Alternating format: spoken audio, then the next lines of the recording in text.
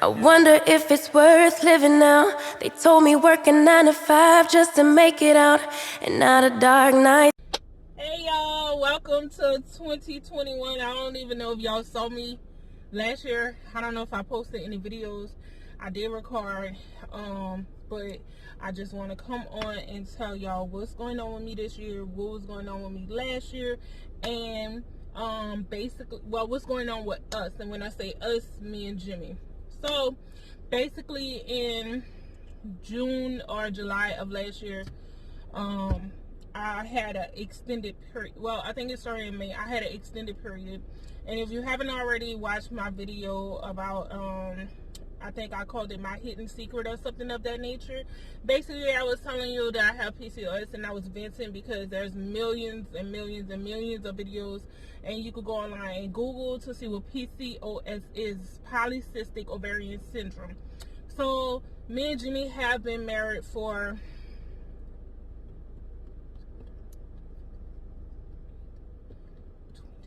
We've been married for 12 years. It's gonna be 13 years this year that we have been married, and we have been actively trying. So we had a small window where I went to the OBGYN. I told him I wanted to have a baby. This was probably between the ages of 19, 18. I mean, we got married in 19, so it probably was like early 20s, very early 20s. So basically I told him that I wanted to have a baby. He gave me Clomid. He didn't do any test of that nature. That fell through. I just didn't like his demeanor or whatever. Like, hey babe. Hello. I'm telling them what's been going on with us since August or whatever. Okay? You wanna join in? I guess I can. You can yeah, right there is really good. So, anyway, I basically told him that we've been, I was getting to the point where we've been trying since, like, we got married to have a baby. Okay. What? Continue. You shy? Uh-huh. Okay, you could chime in. Come on, my face not dusty, because I scrubbed my face this morning. Oh, okay. I'm helping you. See, I'm helping you. Okay, so I went to the doctor like very early 20s, probably like at the beginning ages of 20. But he was a man, and he was the type of doctor, like, he come in, shove his fingers up you, and you don't get any communication. The communication that you do get is from the nurses or whatever the case may be, which he did prescribe me the Clomid. I took the Clomid, I think, for 1 month or 2 months, and nothing happened. And back in the day, I didn't know about OPKs or anything like that. So fast forward to another doctor, a female doctor. She was gun-ho until it was time to prescribe me either Clomid or letrozole. And if y'all want me to go in more depth on what that doctor did and everything she did, she was actually the doctor that diagnosed me with PCOS. She was a really good doctor, but she wanted me to go to a fertility clinic, number one. Number two, she wasn't willing to help me with losing weight. As far as prescribing me something to help with losing weight, all she wanted to do was give me metformin.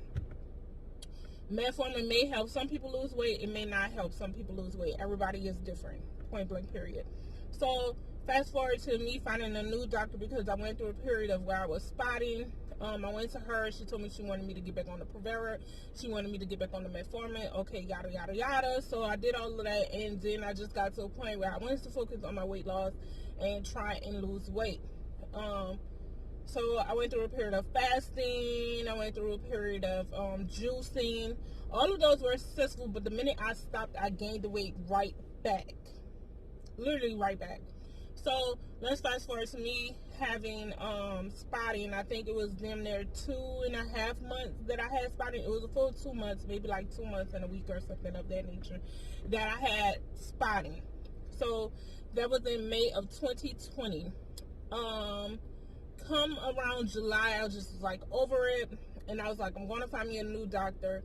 So I called the doctor's office in Baton Rouge, it's Women's Hospital. I called them, and I had a doctor in mind. of who I wanted to see, but unfortunately she wasn't taking any new patients or something of that nature. She didn't have any openings as soon as I wanted to get in. So I told them, give me the doctor that has the first available appointment. That was August 13th, if I'm not mistaken. If I'm correct, then I will put it somewhere on the screen. I went to her and I gave her a rundown of my history. I think it was August 10th. My birthday is August 15th, so I knew whatever I was going to do, I was going to start it after my birthday, because I wanted to get drunk and I wanted to, like, have fun and enjoy it. And I didn't want to be, number one, on my period, and number two, I didn't want to be hormonal because we had people coming into town, and I didn't want to be a bitch. So yeah, jump to August 2020. The end of August, I had my period. I'll put the period date somewhere on the screen. I started with the letrozole, 2.5 milligrams. We were unsuccessful. Jump to September. It's September, right? Jump to September. I started my period on my own. Oh, back up to August. In August, I did have to take the Provera. I had to take the Provera to jumpstart my period. And I also took the letrozole on cycle days 3 through 5. Okay, 2.5 milligrams. So jump to September. Still not pregnant. Started my period on my own. Took the letrozole 5 milligrams. Cycle days 3 through 7 again. August, September, October. So fast forward to October 2020. We in October, the kids were like still getting adjusted to school. We were still getting adjusted to schedule, and it was just a lot to deal with. It was very overwhelming time, as any parent will feel overwhelming. It was overwhelming. I started my cycle. I think I had to start on a Thursday. Let's see, Thursday, Friday, Saturday, Sunday, Monday. So I started on a Thursday. I called the doctor. She called in the medicine. I don't have to take it until day 3, so I was planning on going and get it that morning that I have to take it. So that would have been Thursday, Friday, Saturday. I was planning on going and get it Saturday morning. I forgot, and the pharmacy is actually closed on Sundays. So I wasn't able to pick it up until that Monday. So that put me on day 5 of starting my letrozole. So that put me on day 5 of starting my letrozole. So I did some research and I found out that some people take it cycle days 5 through 9. So I took it 5 through 9 in October. I think my cycle came the 22nd through the 26th, if I'm not mistaken. But I'll put those cycle dates. And I took that 5 milligrams letrozole cycle days 5 through 9. And you want to tell them the news, babe? What happened? I don't know what happened. What happened when we took it days 5 through 9? Not a positive. We got a positive pregnancy test. But sadly, we started having miscarriage symptoms. We started having miscarriage symptoms in December, and it was confirmed December 2020, and it was confirmed a miscarriage in January 2021. So I brought y'all all the way up to speed. Here we are in February on our first official TTC journey, unmedicated. I am currently on cycle day 11. I started testing on cycle day 9, but I wanted to start on 10, but I got my days confused, so I'm on cycle day 11. I'm currently testing my ovulation. I have a new doctor. Because the last doctor I went to, she said that my periods were irregular, which it didn't make any sense to me. And I'll also do a rundown video of my periods so you can see how I can't understand how she said it was irregular. But I found a new doctor, and he wants Jimmy to do a semen analysis, and he wants me to track my ovulation at home unmedicated, and he wants me to go and get my progesterone levels checked 7 days after I get a positive ovulation.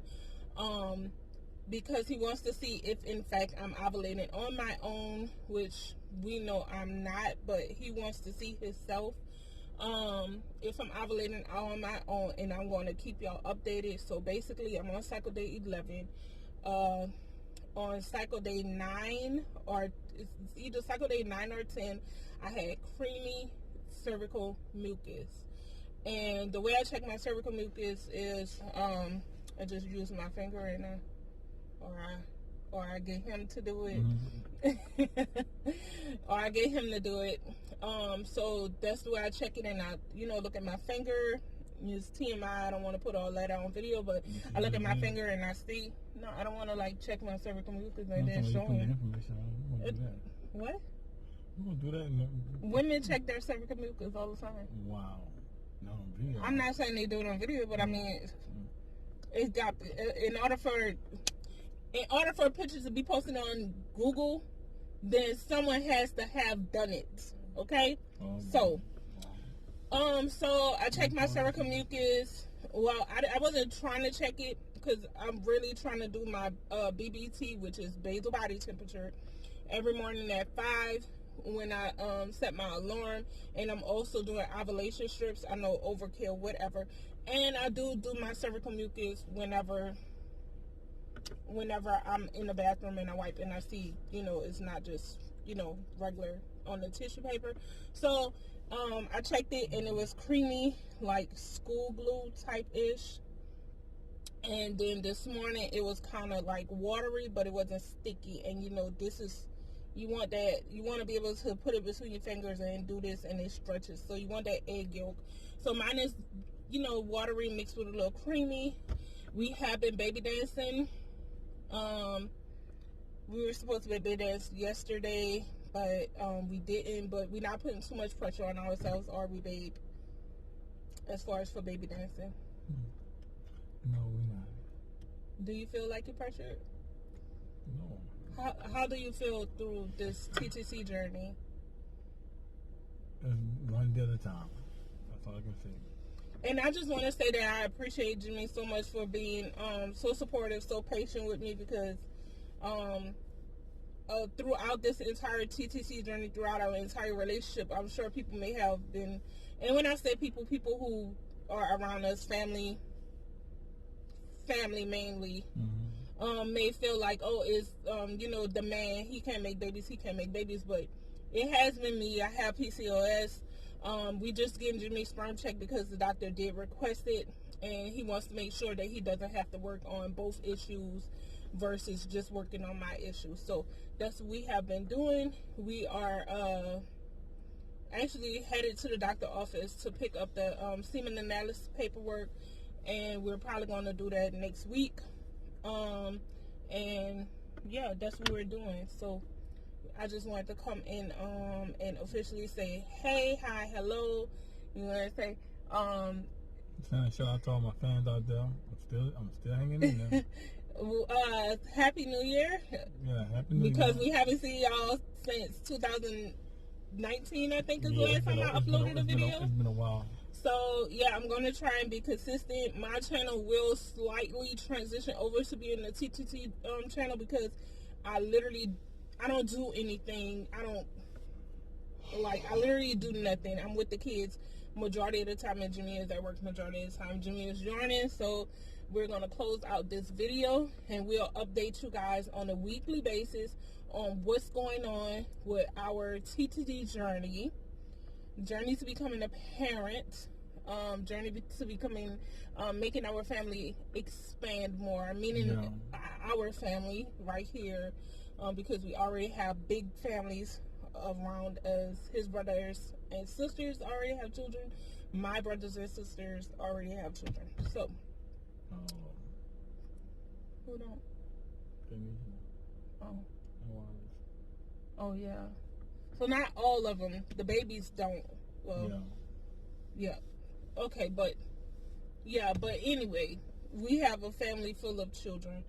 So yeah, we want to say peace and love. Welcome to 2021. A lot of emphasis on the one. Huh? Welcome to 2021. We are still in quarantine, and which really sucks. Yeah. So y'all stay safe out there, cause this is stay safe. Y'all have a blessed day. Okay, guys. Stay tuned for our TTC journey, our official TTC journey. Wonder, is it worth living now?